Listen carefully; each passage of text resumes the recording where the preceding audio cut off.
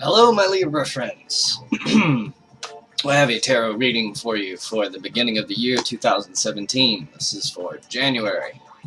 And if you haven't already done so, please check out my introductory videos. I will go over a bit of how these tarot readings go, what I'm doing here, just what you can expect to get out of these types of things, or how you can use them for a tool for personal development. So without further ado, let's get into your reading. For your current situation, we have the Six of Cups for you today. And the Six of Cups is all about fond memories, nostalgia. You have a feeling of the past being what kind of got you here, which is a place where, well, think about this for a second. A better version of happiness than simply being happy is knowing that you're happy. Okay, so that is to say, the best pair of shoes, for example, are not just so comfortable that you forget that you're wearing them. They're so comfortable that you are aware that they are very comfortable. So this is sort of an idea that your happiness is still riding on the events of the past, on the successes of the past, and there's almost a feeling like it's fading a little bit. So the feeling was sort of better in the past, and now you're moving into a place where apathy is maybe setting back in a little bit, so you're searching for some new input in a way. What we have for what's influencing you or what's crossing you is the Two of Wands. So in this instance, what this, I believe, is saying is that you're an extremely capable, you're an adept, creative person, so artist or musician or something like that. You have a tremendous amount of creative ability here. And perhaps what's happening is sort of the issues of your past, or memories, or being sort of clinging to an idea that served you in the past but no longer does serve you, is stifling possibly your creative ability, your ability to sort of pour your will into something and make a choice. So a lot of times, a lot of people are very creative, but they get hung up in the process when they second guess themselves, or they sort of like stop in the middle of the process and look at what they see and they don't like it, not waiting to sort of visualize the end of the process. You're not really having that problem so much. You're completely capable in the creative process. There's something else, something in your life maybe that's bothering you, that's sort of knocking you off track here a little bit from being as prolific as you wish to be. What we have in the past here is the Three of Cups, which is all about achievement or success. So again, this suggests that what got you to this place where you're in this nostalgic mood is that you had some really good times that have, perhaps very recently, brought you into this feeling that there's sort of light at the end of the tunnel, but it doesn't mean you're necessarily there yet. There could be some steps that you need to take to walk out of that tunnel, So that's what got you here, is the obvious successes that you've had in the past. Looking forward into the future, you're going to want to be very careful about maintaining perspective, or maybe not maintaining perspective, but managing perspective, so that you don't forget that every conflict at one level is sort of health at another level. So inside your body, actually, for about every cell that you have, there's about 10 microorganisms that occupy your body. So you're really more other things than human, and all these microorganisms are constantly at a battle with each other. Not necessarily battle, but like an ecosystem where big ones prey on small ones, and they graze and keep up or keep populations down in one area, and so forth. And so through this intricate system of what looks like conflict at one level, your whole organism is kept functioning and healthy.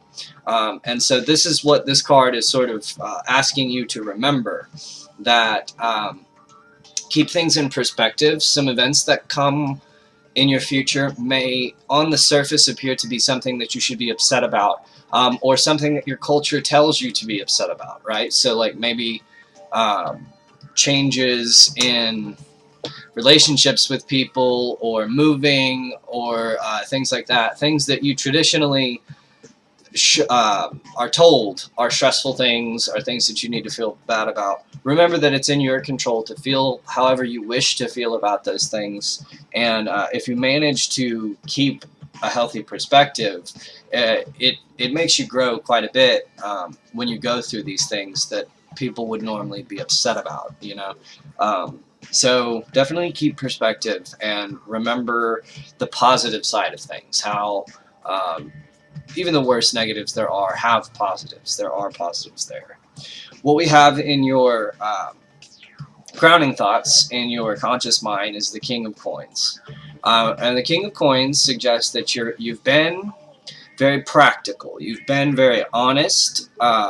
You've been trustworthy, right? You've really been making an honest effort to improve the things that you've identified as problems.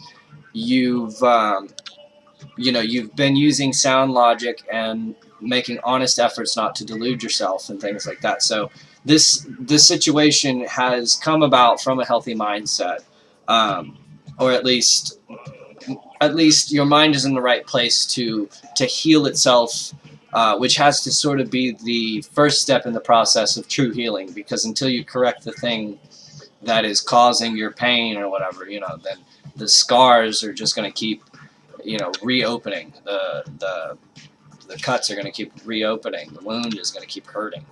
Every time you return to a painful memory, the pain comes back as if it was real. Maybe to a less degree, but some people have really vivid memories and get really stuck on one. So there's that. But you've been very good with managing your mentality. So I think you should be proud of that, and you shouldn't let anyone try to take that away from you either. You've been reasonable. Sometimes it's harder for people to be reasonable with people who are suffering through some sort of maybe mental affliction or sickness or something like that than it is for the person who's in the affliction to be reasonable, which is it makes it really hard on us sometimes, because we're reaching out to others for sort of an anchor or like a beacon. We need help. And sometimes those people, the very people we're asking for help, are like looking at us as though we're crazy, or that like, get away from me. You know what I mean? That type of thing. And that's when it's really worse. That's when it really hits you when you're down. But the bright side of that is on the other side of, if you make it through that, you sort of realize that it's really all up to you anyway, and you stop relying on external forces for your validation, and that's liberation. That's freedom, free thinking, and it's a valuable thing. We need more of it. In your subconscious, or in your foundation, we have the Eight of Cups. Again, what this is suggesting is that you are in need of sort of spiritual, maybe not spiritual so much as emotional transformation. So you've been in a situation now where you've been riding this success, this wave of success, whatever it is, but you can't get too comfortable on this wave of success, because this is just like a first step in a healing process. So you've got to remember to move forward. If you don't remember to move forward, what's going to happen is there's this numbness that comes over you.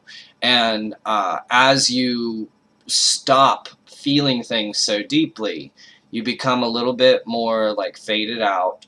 You don't involve yourself in the world quite as much.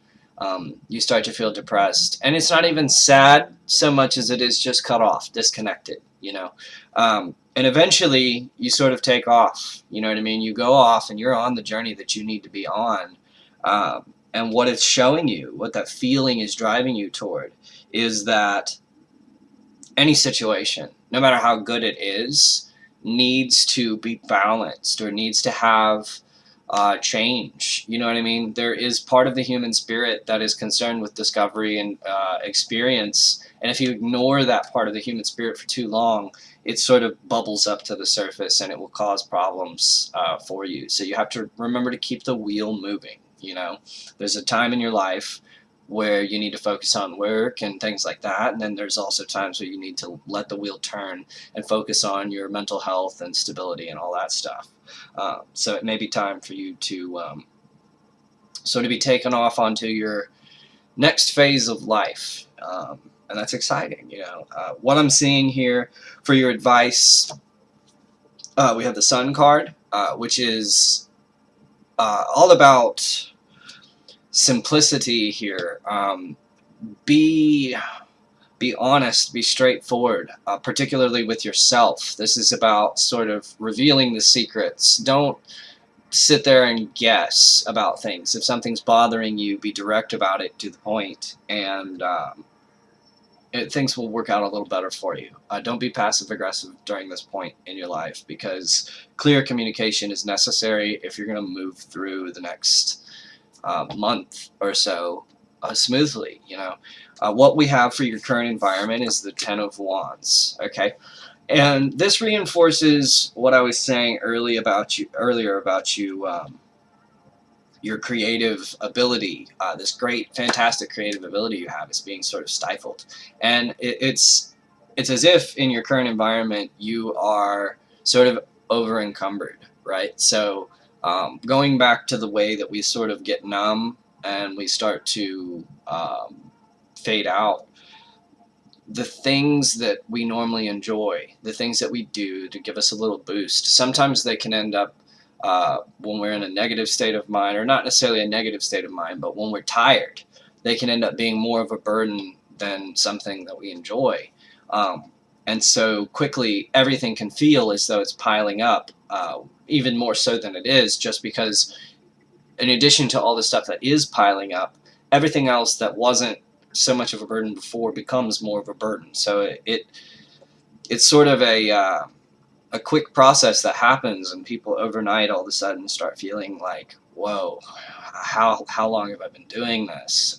What's happening here? Because you're blocking out the fact that you're piling more and more on. But when you turn around and look at how much you've done, sometimes it can get a little overwhelming, and the fact that you have so much to do just makes you sort of freeze, you know. For your fears card, we have the Lovers. Okay. Now, the Lovers traditionally is involved with a choice. Okay, so this means that you're afraid to make a choice. Okay, now I think that this choice is not necessarily as important as you think it is. Okay, so you're blowing this choice up in your head. There's like a big, do I do this or do I do that? And you're stressing about it and you're thinking about it. And it's almost as if there's an option that's something you really want, and there's an option that's something that you know is better for you, or something that's good for you, you know. And you're very concerned with the outcome of this choice, with making the right decision. Don't be, because the way it works is with things like true love, right? Something that's always going to be in the back of your head, something you're always going to be searching for. If you let that go, if you let it go completely, it'll always have a way of coming back to you. So these figures in this card here are sort of on their little horses, and they do their own thing, you know. They're sort of like on their own paths, on their own journeys, but they're also captivated by each other, and they'll return to each other, you know, and they're not going to abandon or leave one another. When one of them needs the other one, their souls are sort of tied on another plane than this one. So it's like they're always there when you need them, you know. And that's how these true love relationships, soulmate connections work, and things like that. So what it's saying to you specifically, it may not be involving a soulmate or something like that, but what it's saying to you is relax, you know. Don't worry so much about what the other person is feeling about the situation if you have something that you really feel you need to get out,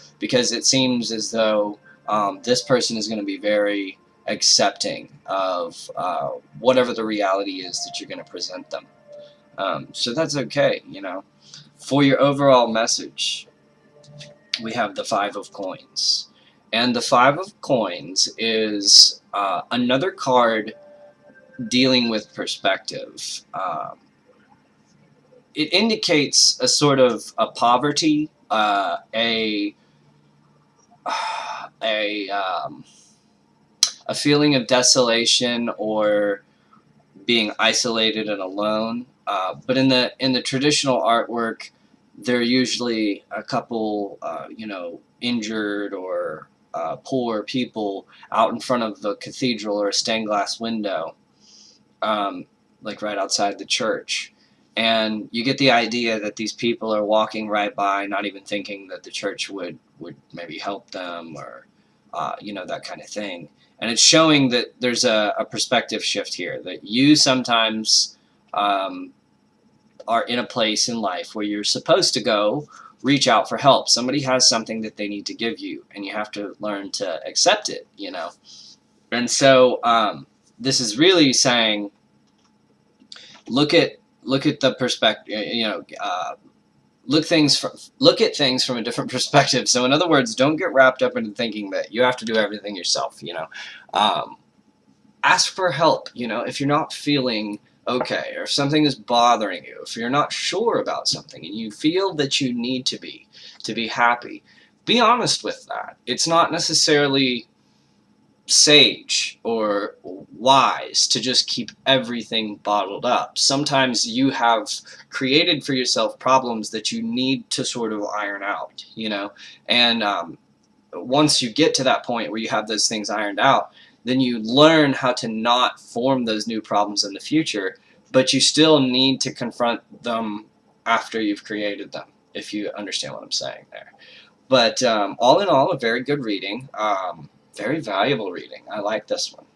If you have any questions or concerns, please leave me comments. And until next time, I'll see you, my Libra friends. Bye-bye.